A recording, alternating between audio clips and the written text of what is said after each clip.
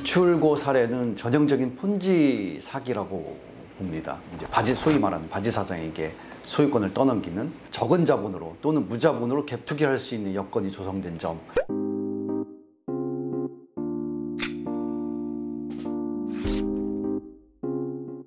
저는 미추홀고 사례는 전형적인 폰지 사기라고 봅니다. 대부분 빌라나 한 동짜리 아파트를 짓는 사람들의 일반적인 그 행태는 땅 사고 건물 짓는 데 필요한 자금을 금융기관에서 빌리고 다 짓고 나면 이거를 매각을 하는 거죠, 일반적으로. 그래서 그 사업에서는 벗어나는 거고 그 사업은 그걸로 끝나는 겁니다. 그런데 이 미추홀고 사건은 뭐 임대사업자를 중간에 끼긴 했어도 그 이후에 받은 전세 자금을 가지고 선순위 금융기관이 잡고 있던 선순위 채권자들에게 돈을 갚지 않았다는 거예요, 사실상. 이들은 그 돈을 갚지 않고 그 전세 자금을 가지고 다른 사업에, 또 다른 건설 사업에 또는 뭐 다른 지역에 가서 그 사업 자금으로 활용했다는 거예요. 이런 점에서 저는 폰지 사기라고 생각을 하는 거고요. 그러니까 대부분 전세 피해를 보신 분들은 본인들이 선순위로 들어가거나 후순위로 들어가도 선순위가 좀 적거나 그래서 지금 같은 상황에서도 보증금을 일부라도 찾을 수 있는 경우가 대부분입니다.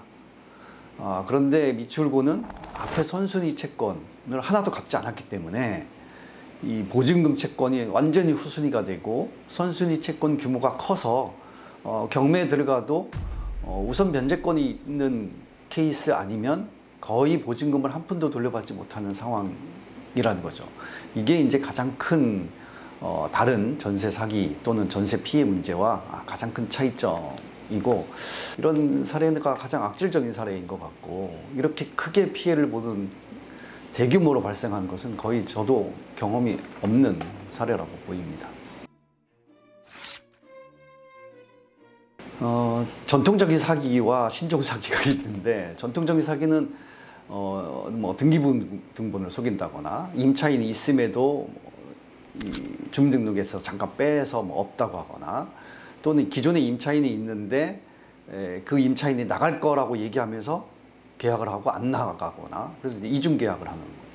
또는 뭐 중개사들이 중간에 집주인에게는 월세 계약한다고 하고 세입자에게는 전세로 계약한다고 하면서 그 전세 계약 보증금을 가지고 뭐 도망간다거나 하는 방식의 이제 전통적인 사기 수법이 있고요.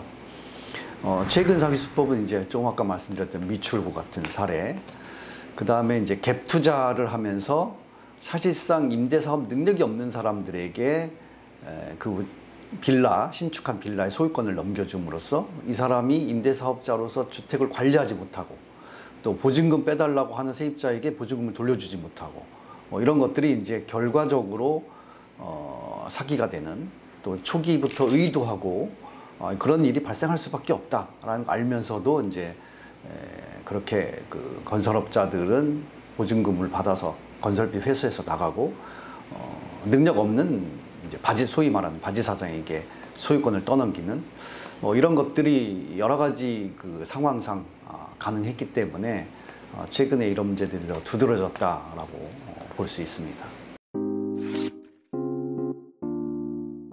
그 지역에 거주하시는 분들이 그 지역에 평생 거주하겠다라고 생각하지 않는 분들이 많습니다. 그리고 지금 현지에 전세로 들어가는 그 주택을 내가 사고 싶다라고 생각하지 않는 주택이라는 거죠. 말하자면 일시적으로 거주하려고 하는 그런 분들이 대부분 이제 월세나 전세를 선호할 수밖에 없는 거고, 내가 조금 더 돈을 모아서 더 살기 좋은 집을 사야지라고 생각하시는 분들이 소위 말해서 이제 임대시장에 머물게 되는데, 경기 지역에 그런 집들이 많다는 거고, 경기 지역에 거주하시는 분들이 그런 생각을 많이 하신다는 거예요. 아까 말씀드렸던 그 전세 사기꾼들이 그 집을 넘기는 그런 수법과 전세를 선호하시는 분들의 그 선호 지역이나 형태와 딱 맞물려서 그런 부분이 많다라고 생각이 들고요. 대부분 이제 서울은 뭐 일부 특수한 지역 아니면 그 아파트 선호도가 높으니까 서울에서도 이제 빌라나 이런 집들은 과거에는 이제 많이 샀는데 요즘에는 사지 않는다는 거죠. 그래서 여전히 전세 수요가 많기 때문에 그 전세 수요가 많으면 전세 가격도 올라가고 그래서 적은 자본으로 또는 무자본으로 갭 투기할 수 있는 여건이 조성된 점, 이런 것들이 전세 사기 문제를 더 크게 부각시켰다라고 생각을 합니다. 전세 문제를 고민하는 임재만입니다. 2년 전에 계약했던 분들에게 이런 문제들이 좀 더 많이 나타나지 않을까. 앞으로 집값이 오르지도 않을 건데 내가 전세 끼고 집을 살 이유가 없죠. 쉽게 전세가 월세로 전환되기에는 보증금을 낮춰야 되는 문제 때문에